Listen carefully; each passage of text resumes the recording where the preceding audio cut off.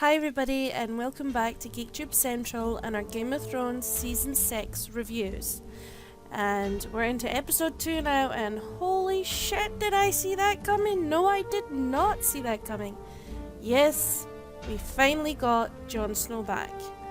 And even up till the very end I didn't think it was going to happen. But there's so much to digest in this episode, even without Jon Snow coming back. I mean, that is literally just the last few seconds of the episode, but the rest of the episode is really meaty as well. And I'm quite glad to see in the opening credits, which I'll show still here, that Pike is in the foreground again. And I hope this time in season 6 that there's more to Pike, because it is interesting to find out more about Pike.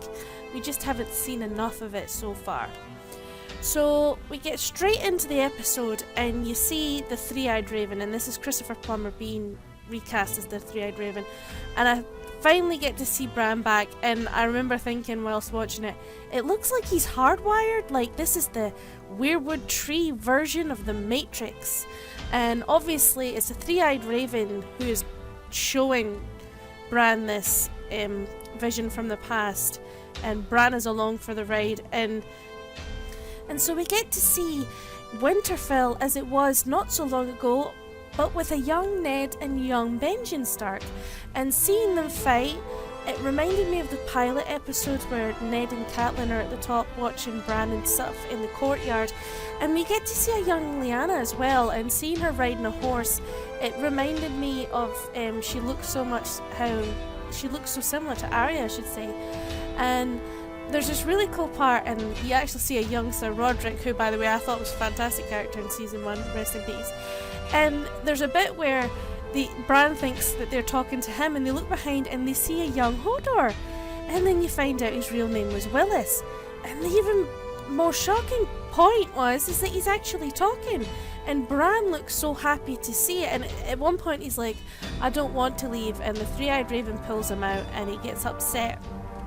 We get to see the Children of the Forest again, which I was quite happy to see. And seeing Hodor, and considering it's been like almost, the better part of a year and a half since we last seen them, seeing the way he talks now, it reminded me that maybe in his mind he thinks he's saying words, but it's coming out as Hodor. There's this whole bit with Meereen, and she's pretty depressed, and I kind of understand that, but it just kind of slowed down the scene for me. I much preferred maybe seeing more interplay between the Three-Eyed Raven and Bran. But we hear Leaf speak, and she's basically telling Meera, you have to trust and stay here with Bran, because at some point there's going to be a war and he will need you. And you kind of understand why she kind of feels, this isn't working out for her. She's basically did all that journeying to get Bran to the Three-Eyed Raven, and at the very last moment she loses her brother, and she's not really involved in the Vision Quest, so I think she feels just kind of left out. But it's the whole foreshadowing that you can't go, there's still stuff to do.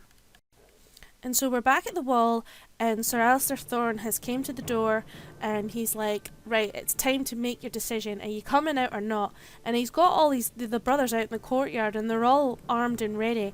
And I believe even if they decided, okay, yeah, we'll take your idea, we'll come out, but they would have shot them anyway.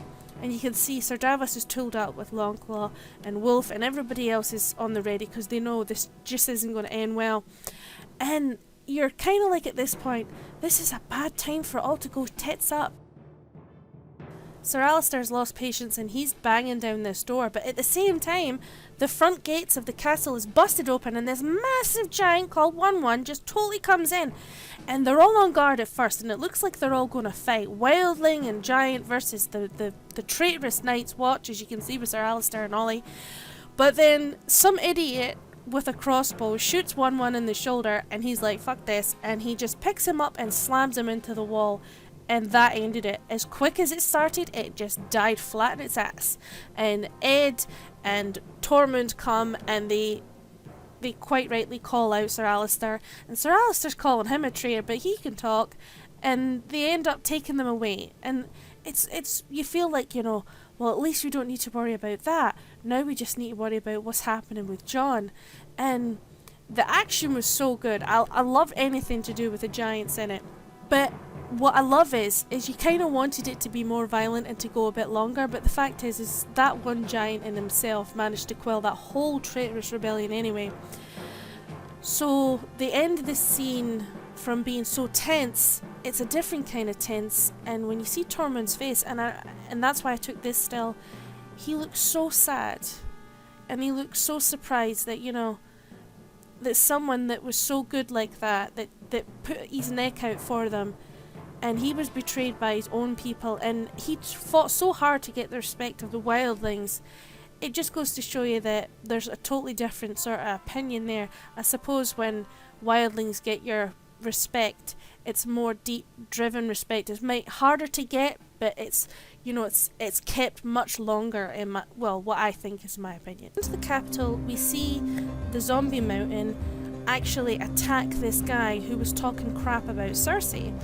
And what I found interesting is it shows in actual fact that he wasn't told to do that. It wasn't something planned. Cersei wasn't anywhere nearby, so it wasn't like he was told by someone to do this.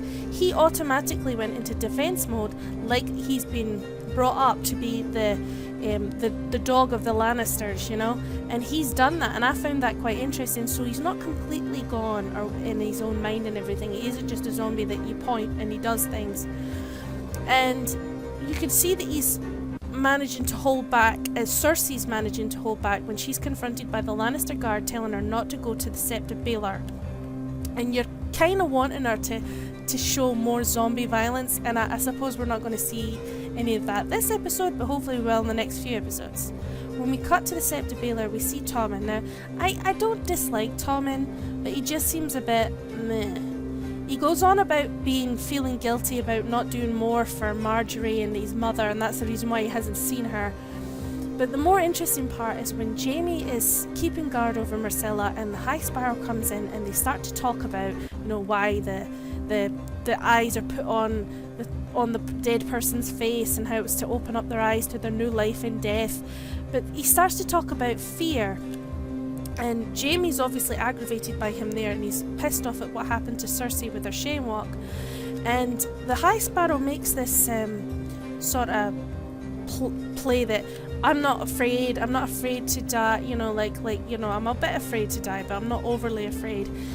And Jaime starts to hold on to his knife as a sort of a play of, you know, I could just pull this out in a minute and I could just cut your throat. And although the High Sparrow seems to be quite confident in his abilities, he says this foreboding line where they can bring down empires because they're no one and they don't really have any trappings of anything. And he has these whole bunch of sparrows come into the Sept of Baelor, and they're all tooled up, and you kind of think, well, as much as he goes on about religion, how is that respectful at all? And I just get this feeling that he wants to take over King's Landing and he wants to get rid of the royal family, and he's going to use the whole accusations and how they're not repenting their crimes. But just as he seems to be feeling more confident, you see that Tommen is also showing his own kind of confidence by saying to his mother, you know, I'm really sorry about what happened and how you were taken. If I was smart and wise, I would have stopped them. Please help me do it. And I think this is the first time since season 4 that Cersei actually has a connection with her son since he's been married, and that she might actually get some revenge with her son, not without it. Now, when you break this scene down, although much doesn't really happen, it seems really interesting in this scene that although it starts off with all of them discussing that the dragons aren't eaten, and Tyrion says that famous line, you know, I don't know much, but I do know about dragons and drinking. And when he starts to talk about dragons, you believe everything he says, because you understand that anything that could be written on dragons, he's probably read it, and he says as much. He says that the reason why the dragons aren't eaten is because they're held in captivity, and they're not used to that. They're used to being able to hunt their own food, and now even though the dragons haven't lived that kind of life like they would have done in the Valyrian era, when the dragons were more free and roaming, they still inherently, as a breed of animal, they can't live that way. And so Tyrion comes up with the bright or not so bright idea, if you look at Varys' face, to go down and see the dragons. Now, I don't know if he thinks that Tyrion is going to release the dragons when he's down there, but this is what he does. And when he comes down, there's that thing where you can see the little pilot light in the back of the dragon's throat, and you're like, this is it, goodbye, toasty Tyrion, and they're going to eat human meat. Maybe they're just not hungry for animals. But he comes up and he starts to talk to the dragon, and the dragon listens, and they are very sentient and very smart, and he's gently petting and holding on to this, just pressing his hand against the dragon. And he talks about how when he was little and on his birthday he wanted a dragon, and when he was told that they no longer lived, he cried himself to sleep that night. And you feel that there's this bond, and I feel that this still in particular, there's a bit where he's reverently holding on to the dragon, and it's like he's, I don't know, some people are saying, is it because he could be a Targaryen or whatever? It could be, or maybe he has just got this preposition, because at the end of the day, he's a small man, right, he's a dwarf. These dragons could have just killed him without even needing to be unchained, but he unchains one, and then the other one just turns its head and lets him unchain him. And you're thinking, well, this could end badly, but in the end, they just sort of acknowledge him, and they turn and go deeper into the vault. Now, I don't call it a dungeon, I call it their dragon vault or whatever. And when he returns up the stairs and he's starting to realise the gravity of what he's just done, it looks like Varys is kind of unsure whether he's really surprised and impressed, or thinking this guy is severely stupid.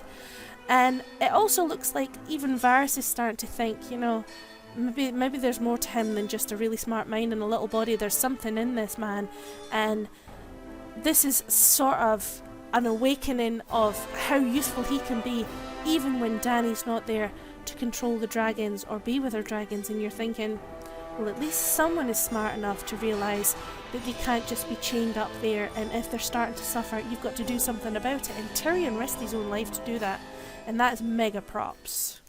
Now, overall, this little scene with Arya and Braavos is okay, but really it just feels like it's still the same day, but obviously it's not the same day, because everything in the area that she's in is exactly the same. The waif comes with the stick again, she beats her up a bit longer, and yet there's this, the difference is there's this nice fight back moment when Arya starts to rapidly start swinging the stick, and it seems like she's finally let go of her anger and she's not just pussyfooting around and trying to impress the waif. And at that moment, Jaqen appears. Now, any scene he's in, he's going to steal it, right? And when he starts to confront her about, who are you? And she says, I'm no one. If a girl says her name, she'll get somewhere to sleep. And he keeps asking her questions, you know, who are you? And she doesn't respond with her own name, she just says no one. And he keeps giving her, you know, if you just tell me what your name is, you can come back and you'll eat and you'll have somewhere to sleep. And when he mentions giving her back her sight, her voice quivers and you can see the emotion cracking. But I don't know, I'm not 100% sure, but maybe even though she's under the pump and she's, you know, she's not in a good place, she's so desperate to redeem herself that she's willing to accept that she has to be no one.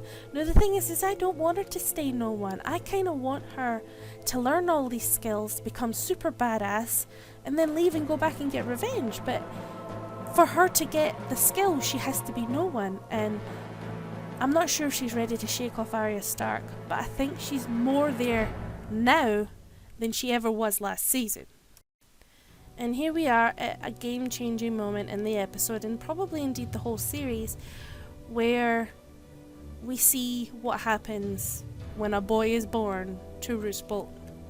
Now, it starts off pretty much like it has before. Roose is given his commentary on what's happening with how Sansa hasn't been found and how the soldiers that were supposed to find her are dead. And Ramsay always comes up with an excuse, you know, oh, she must have help, but don't worry, she's going to Castle Black and I'll kill him and everything will be fine. I'll be able to traverse into Castle Black on the south side, all will be good.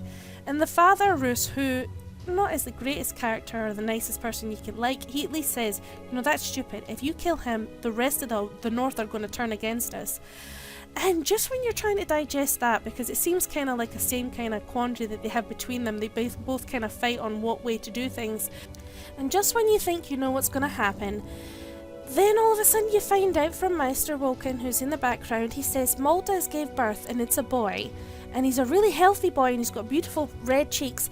And it's just, he inadvertently just says everything that Roose has ever wanted: a legitimate heir, a healthy heir, and a male heir. And even though he smiles, I can't help but think he must have knew deep down this was going to go to shit, and quite rightly it does. The first time you see Ramsay really embrace his father, and you let your guard down a little, but you should have known that this was the moment he was always going to turn. Now, whether that kid was allowed to grow up a bit longer or not, it was always going to happen. And that's not the issue I have with it. I kind of wanted him to live a bit longer and be killed by a Stark or a Stark loyalist, you know? But in the end, Ramsay kills his father, which is taboo. To be a kinslayer, like a kingslayer, that's just as taboo. And he tells Maester Wilkin, I should say, tell them that, tell the rest of the North that our enemies killed him. So he's smart enough to know that. And now he's completely unburdened by his father. He actually asks for Walda to come and visit him with the baby, and there's this tense moment where he holds the baby, but he gives it to her back, and you just know this is never going to end well. And he takes her to the stables, and he lets open all the dogs' kennels, and she keeps asking, where's Roose, where's your father? And she says, where's Lord Bolton? And he says, I am Lord Bolton. And it's like the penny drops, or in this case, a whole vault of pennies drop. And she realises that this isn't going to end well, and she says, please just let me go back to the Riverlands. I promise you'll never see us again. But he isn't going to do that, and she tries one last time to appeal to his humanity, and she says, but he's your brother. And he says, I much prefer to be a lonely child. And then he just, with a whistle, he sets the dogs on her, and thankfully we only get a few seconds of horrible screaming, but you know that he's just butchered his own brother and his stepmother, and you realise this is the moment when he's completely unburdened. He doesn't have a conscience, he doesn't care about other people, and in the end he is basically unchallenged now, and just when you think you knew how bad he was, he got worse. So this scene is quite good. I quite enjoyed this, that you finally see Sansa a bit more comfortable. She's got 2 more allies on her side, and she's getting an update from Brienne that at least Arya's alive. The last time she saw her, she was in the Riverlands with a man. She doesn't say it's the Hound, which I find is weird, because you think she would be able to tell her that it was the Hound, but maybe she just doesn't want to upset her by saying it's the Hound. And Brienne tries to ask her, what happened at Winterfell, and obviously she's not ready to open that up, and she may never tell anybody. The fact that Theon knows was maybe too much. And she speaks to Theon, and Theon unburdens himself and says that he doesn't deserve to be forgiven, even though he's helped her, and he would quite gladly take her to the wall to take her to Jon, but he deserves being punished, and she's with better people, and he's going to go. And when he says home, my theory on it is that he's going to go back to Winterfell, because in some deluded way, that is the only real home he's ever had, and he still has this inert need to be punished, and I think he thinks that he belongs to be with Ramsay because he's totally ruined himself with the Stark family. He's done something nice for Sansa, but he doesn't want any praise for it, and he doesn't want to be forgiven for what he did to Robb and what he did to those 2 farm boys. And although he's an Ironborn by blood, after basically having his ability to create heirs, and he is the only male heir to Balon Greyjoy, I think that he wouldn't be accepted back home, and maybe he himself wouldn't accept himself as an heir, even if they said it's okay, you could be the presumptive heir, and we'll just have the next generation be from your sister's children. I don't think he would have accepted that, and I think he feels so far removed from being Ironborn. And remember, he did betray the Ironborn with Ramsay at Moat Cailin when he pretended to be Theon, the Prince of the Ironborn, and yet he betrayed those Ironborn and they were slaughtered, and whether or not the Ironborn ever find out about his betrayal, he has reconciled with himself that he has done a lot of bad misdeeds towards the Starks and the Ironborn, and that he doesn't really have a home, and the only basic home he has, in a weird deluded way, is back at Winterfell under Ramsay. So I'm not really sure about what you think about returning to the Iron Islands this season, because a lot of people are kind of skeptical, thinking that it's kind of a bit late on and are we really bothered about the Iron Islands. But actually I found them quite interesting, and I think we are going to see more, and because they've introduced a new character, I think this will be another way of reintroducing the Iron Islands and being a bit more in depth.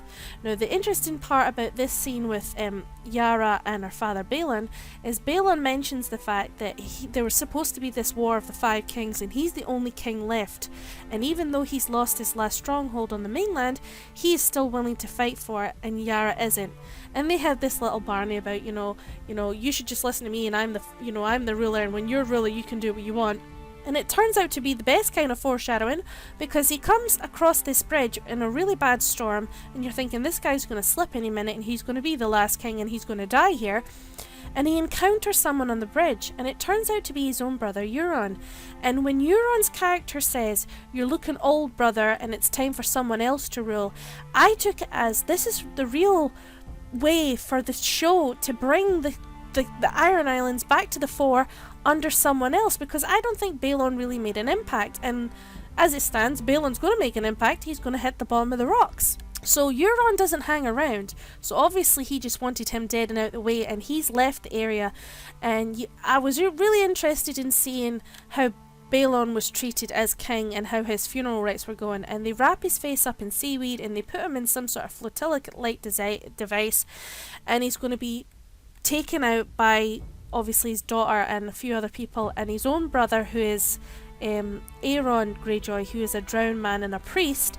They take him out and he begins to float away, and that's when you hear about how the Greyjoys, aka the Iron Islanders, pick their new king, and how it's going to be a king's moot, and you're wondering what are the implications of when a king dies, how does the successor go? And it's not like how it is on the mainland when the next heir, aka the blood-born child, is then taken and they become the new king.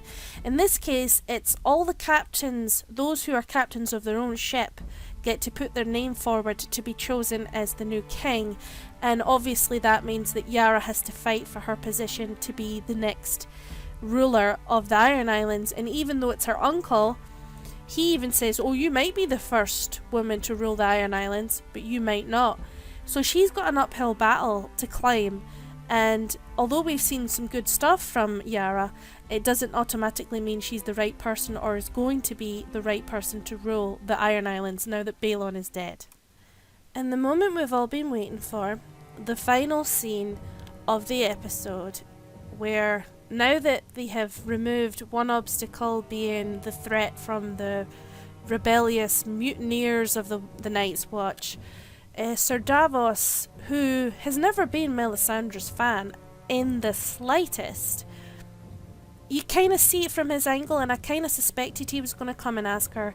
He says, I know you've got a lot of powers and everything, but do you think you can bring him back? And when he shows his faith in her, it sort of instills some sort of, I don't know, it brings back a little bit of her faith in herself, and so she's willing to try. And although you look at her and she doesn't look the best and the most powerful she's ever been, she goes through this right. Now, I don't think she's just stalling for time. I actually think when they clean up the body, Jon Snow's body, it's like removing the stain of death. So that's why she cleans all the blood off. She makes some offerings of his hair, which obviously means something. And I don't know if anybody else notices this. When I was watching it, and I watch it on Sky Atlantic in the UK, they had subtitles at the 2 o'clock showing, which is when it's shown live in America. It says in the subtitles that she's speaking Valyrian. Now, rightly or wrongly, I think the fact that she is using Valyrian to create this chant, or incantation, has some sort of relevance to the whole dragons being reborn, and that's why her powers were stronger, and that maybe that's intermingled. I just found it really interesting that it was a Valyrian incantation. And when I was watching this, I have to say, when I was watching this live, and I'm talking about before we found out that it was definitely him and he was coming back, I didn't think he was going to come back. I thought that her faith was too shaken, and she doesn't look at her most comfortable, and she doesn't look like she's got the power to bring him back. But I remembered when she keeps saying it over and over, and you can see her at this part, she looks really worn down, like this isn't happening. I've said it about 2 or 3 times and nothing's happening. And it cuts away to a look on Sir Davos's face, and you hear that she's speaking it quietly because the subtitle came up, whispers. And I remember thinking, when Beric Dondarrion was brought back by Thoros of Myr, he didn't make a big spectacle of it. Some people are going, well, you think the room would shake and fires would burn bright or anything. I didn't think that at all. I thought it was the power wasn't in shouting the words, it was saying it in a hushed, reverent way. And she said it the last time she uses the incantation, it's quiet. But she doesn't believe in herself fully. But I still think she had the power to bring him back because of how strong and how old she is. And when everybody else has left the room and you see Ghost brighten up, and that looks like a smile to me, that looks like a pup smile, or in this case a wolf smile, and it cuts to Jon's body and it zooms in, and all of a sudden he gasps and comes alive. I didn't expect it, and at 2 o'clock, well 3 o'clock in the morning now, when I was watching it live, I started screaming. I was really excited. Because quite frankly, I didn't think Jon was coming back. I thought that Melisandre was going to fail, and that was the reason why it was going to end with us being disappointed again. I mean, after all, we've seen a lot of death. I didn't actually think Jon was going to be brought back this soon. And one of the reasons that kind of clouded my judgment was keeping an eye on casting calls and figuring out who's going to be coming and new characters. Thoros of Myr, the character she talks to Sir Davos about being the only person she knew that had managed to bring back someone from the dead, I thought what was going to happen, because I know he's going to show up in a few episodes, definitely this season anyway, that she was going to try and bring him back and it wouldn't happen, and that she would reach out for Thoros of Myr and he would come and he would bring back Jon. But it didn't happen that way. It was in fact Melisandre who brought back Jon Snow, as we all predicted, but we were kind of worried there that she might not actually bring him back, and I think that's why she referenced the fact that she only knew of one person that has ever brought back anybody, and that was Thoros of Myr, who she was referencing to. Now, she didn't mention him by name, maybe because she didn't think name dropping him would mean anything to Sir Davos, but the fact that he's coming back, I believe, is pivotal, because I think he's going to be brought back either to start off again in this season, or we're going to see him in a flashback to something he did earlier.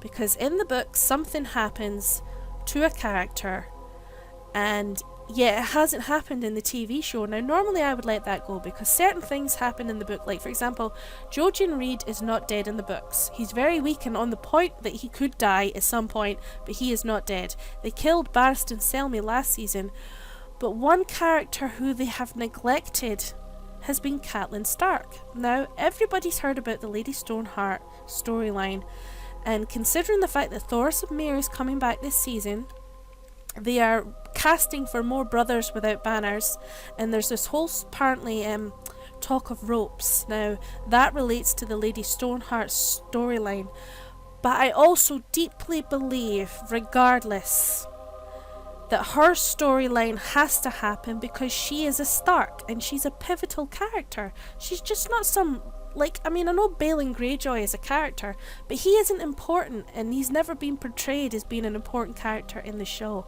but Catelyn has. And hopefully we'll see a flashback of what Thoros of Myr has done, or we're going to see Thoros of Myr do something related to that storyline, and I hope it happens. Sorry for the rambling, I just think that this whole bringing back Jon Snow has just brought more thoughts to my mind about what else could be happening in the resurrection line, because there's obviously characters we'd love to see again. But there is one character that should be there that isn't there yet. Overall, I loved this episode. It totally stirred my blood. It's definitely an 8.5 out of 10, almost a 9 out of 10. But where the excitement was in this episode, it just makes you want to watch the next one, because that is where the real payoff is. Yes, we saw Jon Snow come back, but we only saw him gasp for 2 seconds and then it cut to black. But just you wait, the next episode is going to be amazing. Thanks for listening. I hope you enjoyed the review. Any comments or feedback's great. Like and subscribe, and I'll see you in the next one.